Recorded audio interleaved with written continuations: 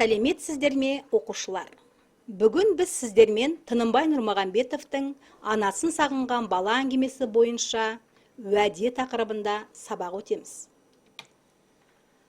Сабағымыздың оқу мақсаты әдеби шығарманың жанрына қарай фабуласы мен сюжеттік дамуын сипаттау және кейіпкерлерді шынайы өмірмен салыстырып бағалау.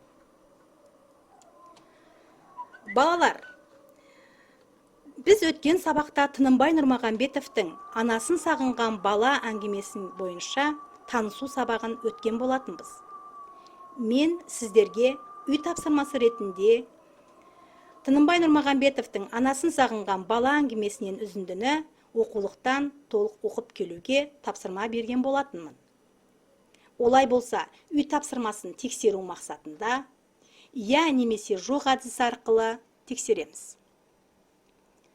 Қазір мен сіздерге бірнеше сұрақ қоямын.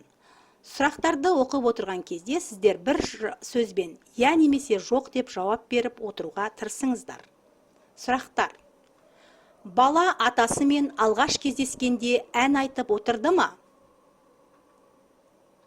Кішкентай баланың есімі Мәди ме? Сержанның атасы көрші ауылдан келді ме? Балмағамбет Сержанды дүкенге апарып, балмұздақ әперді ме? Атасы Сержанды қалаға анасына алып кетемін деген уәдесінде тұрды ма? Сержан анасымен кездесті ме? Балалар, енді сұрақтардың дұрыс жауабы мен өз жауаптарыңызды салыстырып көріңіздер. Бірінші сұрақтың жауабы «я», екінші жауап «жоқ», үшінші жауап «жоқ», төртінші жауап «я», бесінші жауап «жоқ», алтыншы жауап «жоқ». Егерде сіздердің жауаптарыңыз дұрыс жауаптармен сәйкес келмесе, онда Тынымбай Нұрмағамбетовтың «Анасын сағынған бала» әңгімесін қайтадан тағы бір рет оқып шығыңыздар.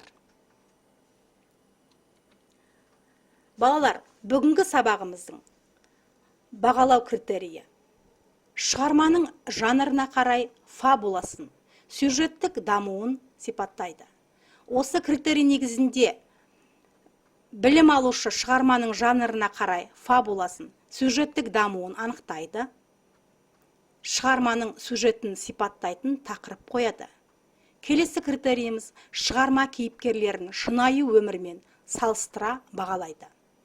Басшылыққа алатын дескрипторларымыз кейіпкерлердің іс-әрекетіне мысал келтіреді, кейіпкерлердің мінезіне сипаттама береді және кейіпкерлердің іс-әрекетіне қазіргі өмірге сай өз пікірін білдіреді.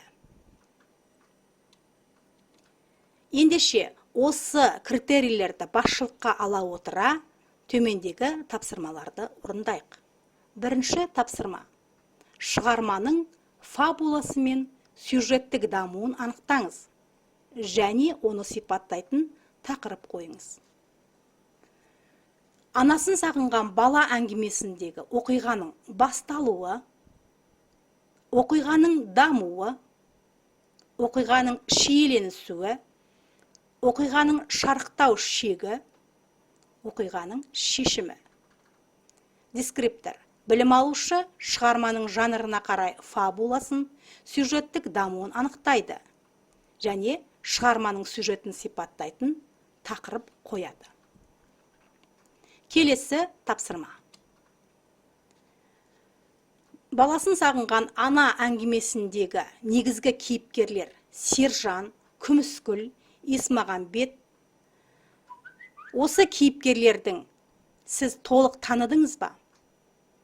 Осыны анықтау мақсатында егжей-тегжейлі білуге әдісі бойынша өзіңізге ұнаған бір кейіпкерді таңдап, бірінші бағанға сол кейіпкердің іс-әрекетін жазасыздар, екінші бағанға сол кейіпкердің мінезіне сипаттама беріңіздер, үшінші бағанға сол кейіпкердің іс-әрекетіне қазіргі өмірге сай өз пікіріңізді білдіріп жазыңыз. Бұл тапсырманы орындап болсаңыз, бүгінгі сабағымызды қорытындылау мақсатында екі түрлі түсініктеме күнделігін жазыңыз. Ол үшін дәптеріңіздің бетін вертикаль сызықпен екі бөлікке бөліп сызып, бөліктің оң жағына мәтіндегі қатты әсер еткен тұстарды, үзінділерді жазыңыз. Бөліктің сол жағына әңгімені оқығанда қатты әсер еткен үзінділер жайлы пікір жазыңыз. Әңгімені оқи отырып, не есіңізге түсті? Себеп салдары қандай? Сізде қандай сұрақтар туындады? Соларды бөліктің сол жағына жазыңыз.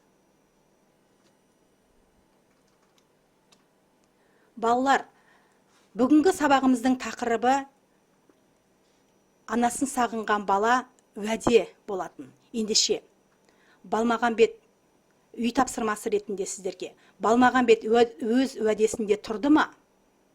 Оған не кедергі болды? Сіз Балмағамбеттің орнында болсаңыз, қалай әрекет етер едіңіз? Осы сұрақтарға жауап ретінде өз пікіріңізді білдіріп, ойыңызды тұжырымдап жазыңыз. Назарларыңызға рахмет.